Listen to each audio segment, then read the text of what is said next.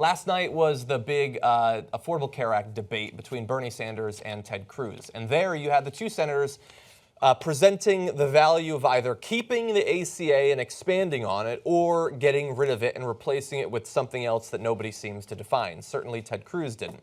Unfortunately, that debate was done in front of a U.S. population that apparently knows very little about the Affordable Care Act and what would actually happen if you were to repeal it. Hold on to your seat. Get ready for these numbers.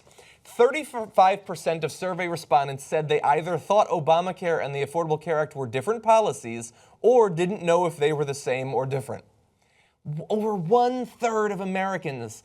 The ACA has been around for 8 years, and people still don't know what it is. Obamacare is talked about 1 million times per minute in this country, and it has been throughout the 40-plus times that the Republicans tried to repeal it under Obama. And people don't know what it is that they're supposed to oppose. This confusion was even more pronounced among people 18 to 29 and those who earn less than $50,000, who are two groups that would be perhaps most affected were it to be repealed. To their credit, Republicans actually have a higher percentage that know that Obamacare and the ACA were the same, 72%. I'm going to give them credit for that, and it sort of makes sense considering they're the ones who all of the anti-Obamacare propaganda is being presented to. But by the way, 72% still means there's a very large percentage of even Republicans who have no idea what the law is and what it isn't.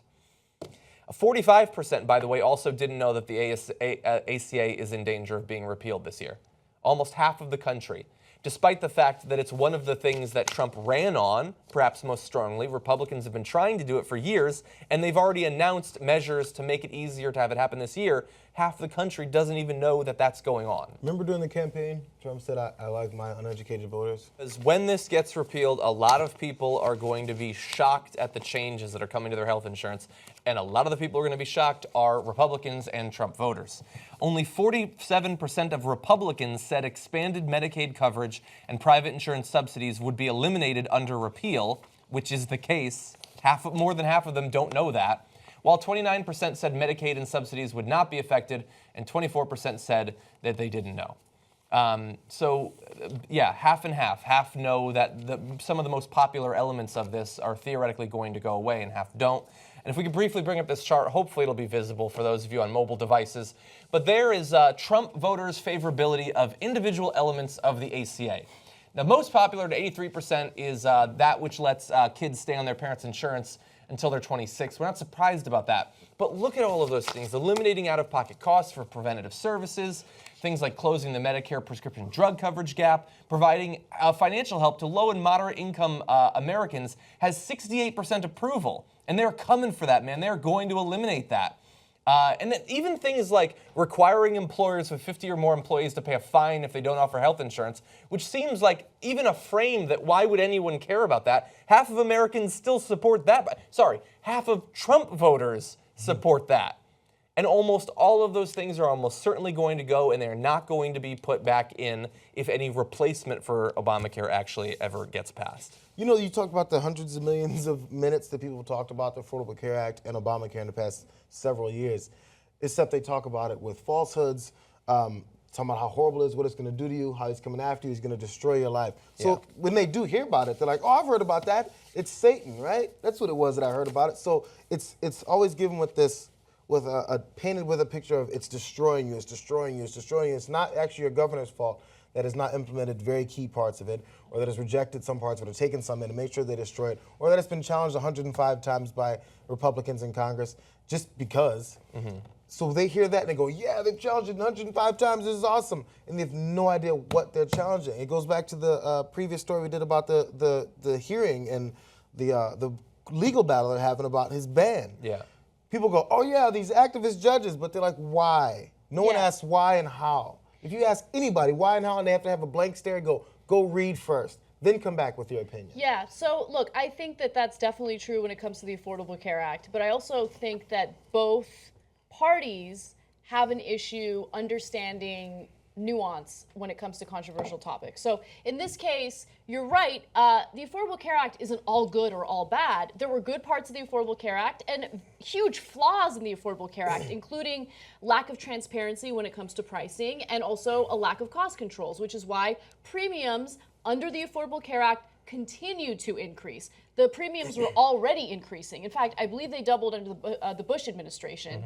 And so it's not surprising that it would still happen if you don't have price controls in place. Now, and I understand the mandate was supposed to serve as a price control, but that didn't happen. So we know that the premiums are going up. We don't know where they would be at if we didn't have the A.C.A. Yeah, that's a good point. That's a good point.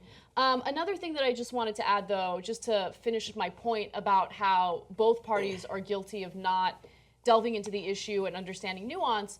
Okay, so Betsy DeVos and charter schools in Michigan. That was a huge controversy yesterday. And what you'll hear from the left over and over again is charter schools failed, charter schools failed, charter schools failed. But that's actually not true. That's not the whole truth at least, right? So first of all, there is some value to some charter schools. I'm not in favor of privatizing education. You guys know that. But if you look at when charter schools first emerged in Michigan, they actually did pretty well. And even Stanford University did various studies into Michigan specifically, and they found, okay, about 50% of charter schools at one point actually performed a little better than public schools, but it wasn't like insane, like, oh my God, they're so much better than public schools. But then in 2011, they changed the law in Michigan, and they got rid of a cap on the number of charter schools in the state. And then when that happened, all of a sudden you flood the market with all of these like privately run, publicly funded charter schools, and they're all fighting one another and public schools for limited resources, right? So in 1 year, I believe it was 2013, 30 new charter schools popped up in Michigan. And before that, they were already spending $1 billion a year on funding these charter schools. So at that point, once you limit the resources of all the schools, all of a sudden you see that the schools fail, both public schools and charter schools. So that is a nuanced approach to something. It's not to say charter schools bad. No, you got to look and see, right? And there's mixed results. And so I just want to be fair in a story like this. You see the lack of nuance on both sides. And in the case of the Affordable Care Act, I think there are a lot of different factors at play, one of which is the way the media portrayed the Affordable Care Act and didn't do comprehensive, detailed coverage of what it is. Yeah.